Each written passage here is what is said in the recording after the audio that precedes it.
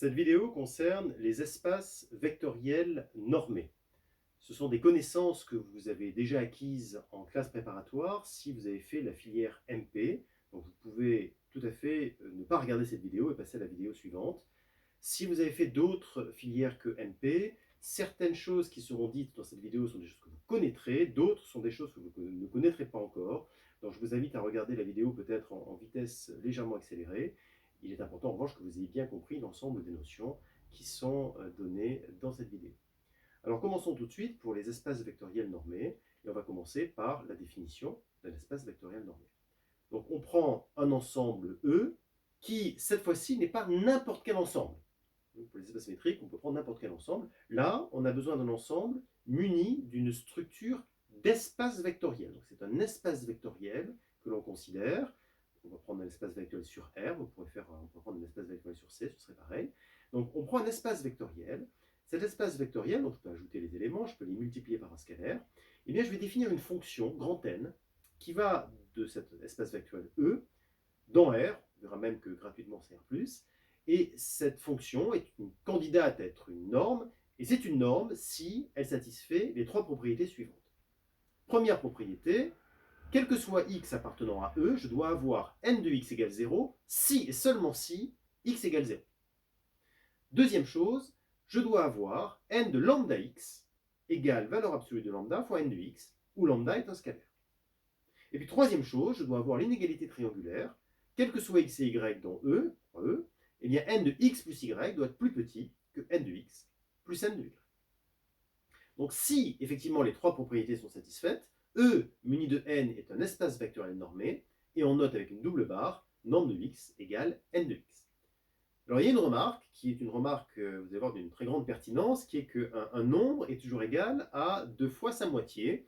Alors quand on écrit du coup n de x qui est égal à 1 demi de n de x plus 1 demi de n de x, et qu'on remplace n de x par n de moins x, ce qu'on peut faire avec le petit 2 là, eh bien on a du coup par l'inégalité triangulaire le fait que n de x est plus grand que 1 demi de n de x moins x, c'est-à-dire de n de 0. Et il se trouve que n de 0 c'est 0. Donc ce qu'on est en train de dire, c'est que n est positif. Vous voyez, simplement avec 1, 2 et 3, on n'a pas besoin de le mettre dans les hypothèses. C'est gratuit quelque part. Ça vient simplement des trois propriétés que ça doit satisfaire. Et d'ailleurs, de manière analogue, sur la première, on n'est pas vraiment obligé de mettre n de x égale 0 entre n x égale 0. Ça vient gratuitement avec la deuxième. Enfin, en tout cas, pour simplifier, si vous avez ces trois propriétés, une application n qui va de E dans R qui les satisfait, eh bien, vous avez un espace vectoriel normé. Alors, je peux donner plusieurs exemples d'espaces vectoriels normés. Rn en est un très bon. Alors, si je prends n appartenant à n étoile, E dans Rn, donc et P appartenant à 1 plus l'infini, eh bien Np, qui est défini par la racine pm de la somme des valeurs absolues de xi à la puissance p, est une norme. Vous pouvez le vérifier d'ailleurs, c'est un bon exercice éventuellement pour se remettre, se remettre en appétit. Également, on peut définir n infini, la norme infinie, donc du vecteur x, x1 à xn, comme étant le max pour tous les i entre 1 et n de la valeur absolue de xi. On peut aussi définir des espaces vectoriels normés différents de Rn. Par exemple, si vous prenez les suites réelles bornées, on note L infini avec un petit l, eh bien on peut définir n infini, grand N infini, de la suite UN, la suite U, UN, comme étant le plus grand terme en valeur absolue, un sub des UN. Ce qui est bien défini puisque U est une suite réelle bornée. Ça, vous pouvez vérifier qu'effectivement, c'est bien une norme. Encore un exemple, si je prends les fonctions continues de 0, 1 dans R, et P, un nombre réel entre 1 et plus l'infini, eh bien je peux regarder l'intégrale entre 0 et 1 de la valeur absolue de f de x puissance p, en prendre la racine pm, et bien ça c'est une norme sur E. Et on peut aussi définir la norme infinie comme étant le sup de f sur l'intervalle 0,1, ce qui est parfaitement défini, puisque f est une fonction continue, donc sur un intervalle fermé borné, bien ces bornes. Pas de difficulté, on peut bien définir cette quantité, en plus on prend sup, donc on n'a pas de difficulté du tout pour faire la définition, pour définir n infini, et puis en plus c'est bien une norme, donc tout va bien. Alors, une fois qu'on a défini une norme, eh bien on remarque que automatiquement on a une distance. Autrement dit, tous les espaces vectoriels normés sont obligatoirement des espaces métriques. Et avec en tout cas pour une distance particulière, qui est la distance qui dérive, qui provient de la norme, qui est définie par distance entre x et y, c'est n de y moins x. Alors, donc D est une distance sur E, et on l'appelle la distance induite par la norme. Bon. Alors pour vérifier, c'est très simple, hein, il suffit de vérifier les trois propriétés d'une distance, ça ne pose aucune difficulté, vous pouvez le faire tranquillement, soit en mettant la vidéo en pause quelques instants pour vous en assurer, soit après coup, soit vous le savez, vous l'avez déjà fait, évidemment, ce n'est pas la peine de le refaire. Exemple, eh bien, dans Rn, dp est la distance induite par nb. Alors, je voudrais attirer votre attention sur le fait que toute distance n'est pas forcément induite par une norme. Bon, déjà, pour que l'espace métrique soit un espace vectoriel normé, il faudrait déjà que ce soit un espace vectoriel, hein, ce n'est pas le cas de tous les ensembles. Mais même si votre espace métrique est un espace vectoriel, la distance que vous choisissez sur votre espace métrique pourrait ne pas provenir d'une norme. Par exemple, si vous prenez la distance triviale, elle ne provient pas d'une norme. Et il est facile de s'en convaincre. Si vous prenez x différent de y, alors, par définition de la distance triviale, d de xy, c'est pas 0, hein, donc, par exemple c'est 1, et 2x par rapport à 2y, ben 2x sera aussi différent de 2y, donc vous aurez d de 2x 2y égale 1. Et si d provenait d'une norme, on aurait pourtant d de 2x 2y qui est égal à n de 2y moins 2x, donc 2 fois norme de y moins x, c'est-à-dire 2 fois la distance entre x et y, c'est-à-dire 2. Donc vous voyez bien que ça ne peut pas marcher.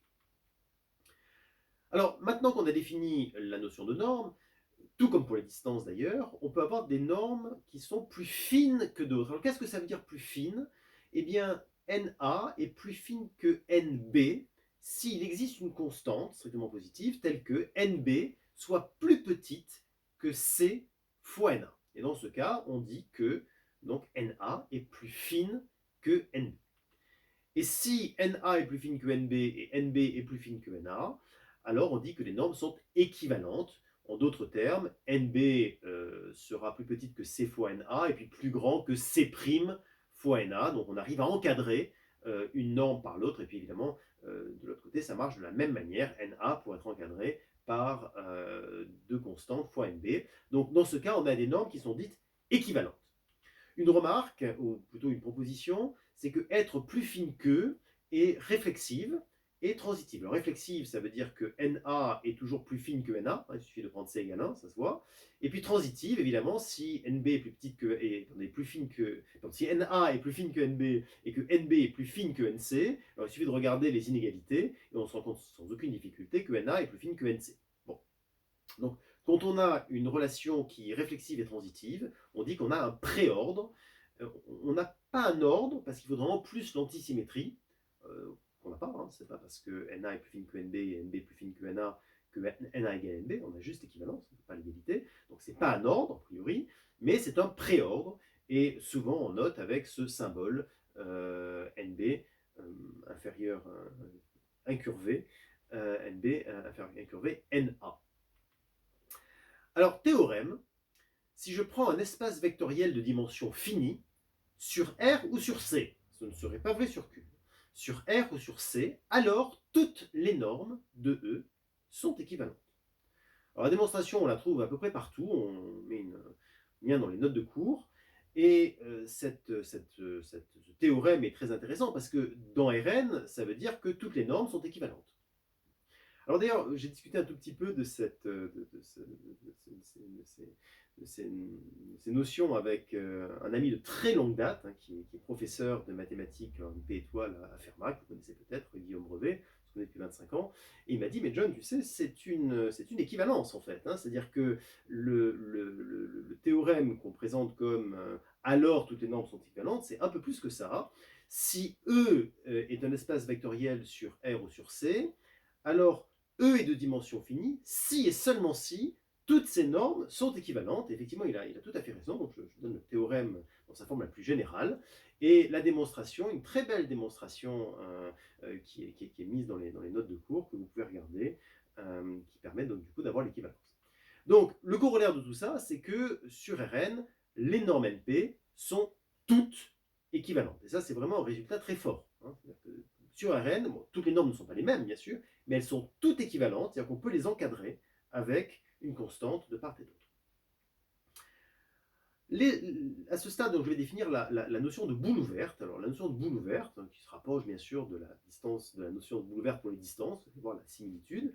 Eh bien, si je prends un espace vectoriel normé, je prends un A, appartenant, pas de A dans E, juste un rayon, un copier-coller malheureux avec les distances, donc juste un rayon R positif, eh bien la boule ouverte de rayon R, c'est l'ensemble des X dans E, dont la norme est plus petite strictement que R. Et lorsque R égale 1, on parle de boule ouverte unité. Alors on va tout de suite donner un exemple. Si je prends la norme N1, eh bien vous pouvez regarder, la norme N1 sont dessinés, sont représentés ici tous les points dont la norme est strictement inférieure à 1. La norme N2, c'est le disque. La norme N infini, c'est le carré. Donc la boule peut tout à fait être un carré, ça amuse beaucoup les gens, mais évidemment, c'est forcément, puisque il suffit de regarder le max, il n'y a aucune question sur le sujet. Donc voilà quelques exemples de boules unités pour différentes normes. Deux normes sont équivalentes si et seulement si leurs boules unités peuvent être incluses l'une dans l'autre après application d'une homothétie. Là, on fait simplement que constater ce qui se passe lorsque l'on a des inégalités. On avait dit plus fine que c'est inférieur ou égal à c. Bon, il suffit d'écrire les choses et on se rend compte qu'effectivement, c'est exactement ça que ça signifie en termes de boules unités. Alors, voilà, donc il suffit simplement d'écrire les choses et on se rend compte qu'on a ça. Bon. Alors, je vais vous donner tout de suite un exemple pour N2 et pour N infini. Pour N2 et N infini, elles sont bien équivalentes sur R2. Et puis, si vous regardez leur boule unité, clairement, il n'est pas difficile de faire rentrer la boule unité de N2 dans la boule unité de N infini. Et puis, après une homothétie, il n'est pas difficile de faire rentrer la boule unité de N infini dans la boule unité de N2. Donc, on a bien des normes qui sont équivalentes. Alors, avec tout ça, on va pouvoir écrire la notion de convergence pour un espace vectoriel normé. Simplement, si En est un espace vectoriel normé, et elle est dans E, bien, Un tend vers elle, si et seulement si, pour tout epsilon positif, il existe N appartenant à N, tel que, pour N supérieur ou égal à N, eh bien, Un moins L en norme est plus petite qu'epsilon. C'est simplement le fait de remplacer D de UN par M, D de UNL par le fait que c'est la norme de UN moins L, donc aucune difficulté évidemment. À ce stade, on peut définir ce qu'est un espace de Banach. Un espace de Banach, c'est simplement un espace vectoriel normé qui est complet, c'est-à-dire pour lequel les suites de Cauchy convergent. Convergent dans l'ensemble, bien sûr. Alors, donnons tout de suite deux exemples. L'exemple d'un espace qui n'est pas un espace de Banach et l'exemple, dans un instant, d'un espace qui en sera un. Alors, si on prend l'ensemble des fonctions continues de 0, 1 dans R, eh bien, ça, c'est bien un espace vectoriel normé. On a donné une norme tout à l'heure. Et pour cette norme, il se trouve que ce n'est pas un espace de Banach, puisque on a démontré, enfin on a trouvé une suite de Cauchy qui ne convergeait pas dans cet ensemble. Donc c'est pas complet. Donc si c'est un espace vectoriel nommé qui n'est pas complet, ce n'est pas un espace de Banach. Voilà un exemple d'espace qui n'est pas de Banach. Si en revanche je prends R3, eh bien R3 est un espace vectoriel normé qui est complet. Les suites de Cauchy convergent dans l'espace et donc c'est un espace de Banach. Alors certains d'entre vous sont peut-être en train de dire, attendez une seconde là, vous nous avez dit espace vectoriel normé, les suites de Cauchy, etc., mais vous n'avez pas précisé quelle est la norme. Donc on nous répète tout le temps qu'il faut nous dire quelle est la norme, sinon peut-être que c'est complet pour une norme, pas complet pour une autre. Donc vous ne nous avez pas dit quelle était la norme sur R3. Alors la raison pour laquelle je n'ai pas précisé quelle était la norme sur R3, c'est parce que R3 est de dimension finie, et donc toutes les normes vont être équivalentes, et donc finalement, si je suis complet dans une norme, je vais être complet pour l'autre norme.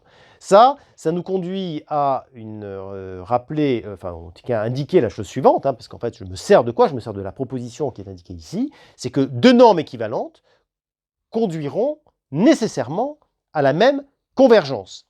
Alors pourquoi est-ce que c'est le cas? Dans la mesure où j'arrive à avoir mon encadrement avec l'inégalité des équivalences des normes, je vais avoir une constante d'un côté, une constante de l'autre, il suffit de diviser par cette constante, et puis je vais pouvoir passer de vous voyez, la définition de la convergence qui est en haut du slide là-haut, en divisant par C ou en multipliant par C, on voit bien qu'on va arriver sans difficulté à passer d'une norme à l'autre. Donc effectivement, lorsque j'ai des normes qui sont équivalentes, eh bien forcément j'ai la même convergence. Donc c'est la raison pour laquelle, quand on est dans un espace de dimension finie, on n'a pas besoin de préciser quelle est la norme que l'on considère. A contrario, quand on est dans un espace de dimension infinie, il est indispensable de préciser quelle est la norme, puisque, comme on l'a vu, il peut y avoir des convergences dans certaines normes, des complétudes dans certaines normes, et pas dans d'autres. Donc, corollaire, lorsque E est un espace vectoriel normé de dimension finie, sur R ou sur C, alors il est inutile de préciser la norme utilisée pour la limite, puisque toutes les normes sont équivalentes et donc vont conduire à la même limite. Donc on dit, d'ailleurs, on a l'habitude, dans R, on dit cette suite tend vers L. On ne précise pas quelle est la norme. Alors que si vous êtes dans un espace vectoriel de dimension infinie, il faut toujours préciser la norme. Toujours.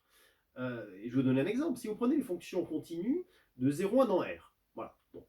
Alors, vous prenez la suite Fn, qui est 1 moins nx, si je suis entre 0 et 1 sur n, et donc je pars de 1, je descends en 0 donc, sur 1 sur n, enfin entre 0 et 1 sur n, et puis après je suis égal à 0. Et bien écoutez, moi ce que je vous propose, c'est de vous poser la question, est-ce que ça converge? Eh bien, vous êtes revenu donc pour répondre à la question est-ce que ça converge? La réponse est ça va dépendre. Ça va dépendre de la norme que vous choisissez. Donc, je rappelle, là, encore une fois, le graphe de la fonction, c'est celui-là. Donc, ce graphe-là, vous voyez bien que si vous prenez la norme n1, où on fait simplement l'intégrale de la valeur absolue de la fonction, l'intégrale de la valeur absolue de la fonction, c'est pas très difficile, c'est l'aire de ce triangle, donc sur 2n, puisque c'est sur n fois 1 divisé par 2. Donc n1 de fn, c'est 1 sur 2n, et n infini de fn, c'est 1. Donc manifestement, ce qui va se passer, c'est que fn va converger vers 0 avec n1, puisque 1 sur 2n tend vers 0, mais pas avec n infini. Donc vous voyez, là, vous avez une suite de fonctions qui convergent vers 0, mais qui, avec n1, mais pas avec n infini. Donc si vous ne précisez pas pour quelle norme, eh bien, manifestement, ça ne veut rien dire. Voilà. Alors, il y a un certain nombre de personnes qui se disent, alors attendez, est-ce que c'est la convergence simple, la convergence uniforme? Parce que moi, je connais la convergence uniforme, je connais la convergence simple, mais c'est quoi N1? C'est quoi N1, c'est ni la convergence simple, ni la convergence uniforme. C'est la convergence dans la norme N1. Voilà. Pour N infini, comme on l'avait dit précédemment, ça va être la convergence uniforme. Mais N1, c'est pas la convergence simple, c'est pas la convergence uniforme, c'est autre chose. Voilà. Et puis, pour terminer cette vidéo, la transition avec la vidéo suivante. Si vous voulez regarder quelle est la norme qui correspond à la convergence simple, vous allez avoir beaucoup de mal, parce que comme on l'a dit en introduction, vous ne trouverez pas de distance qui vous permettent de faire, de représenter cette convergence simple. Et c'est bien la raison pour laquelle on va parler dans la vidéo suivante des espaces topologiques.